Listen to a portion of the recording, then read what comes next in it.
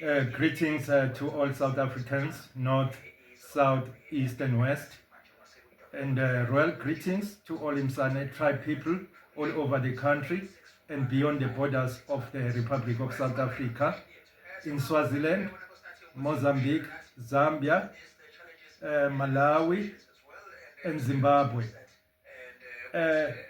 Since we've already brought the matter of corruption to the attention of the law enforcement officers, now we are waiting for the law to take its course.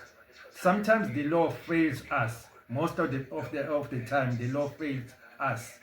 So now there are other steps which are very serious, other steps, because we were also born by our mothers and fathers, by our grandfathers and grandmothers, by our ancestors. As Mananga Jena Sakamuga Echeni, we've got our own God.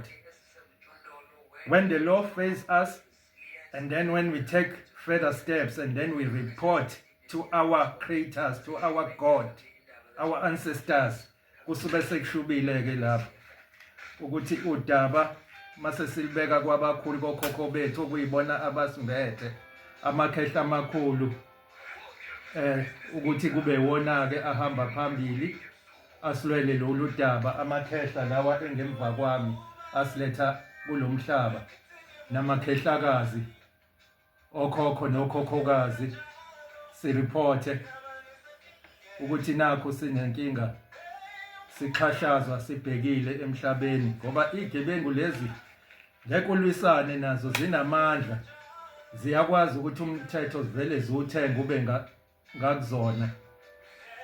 Uma zihluleka lezi ezikamkhwanazi njengoba sesireportile zihluleka, kodwa lawa akamadoda engwazi kahle ukuthi akahluleki, abadala bakithi abahluleki. Mase silibike kubona udaba ke lapho ke kuseke sekushuka ukuthi ngempela umthetho awudlale indima yawo, abantu baphephe, ekufuneka ukuthi bayovalelwa, bavalelwe, bashintshe, babuyelwe ubuntu.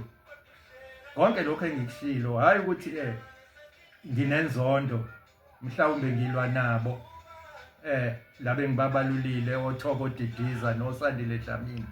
Cha, silwisana nobubi babo ababenzayo bokubulala isizwe sakithi kwaMsane, abantu besizwe bephila.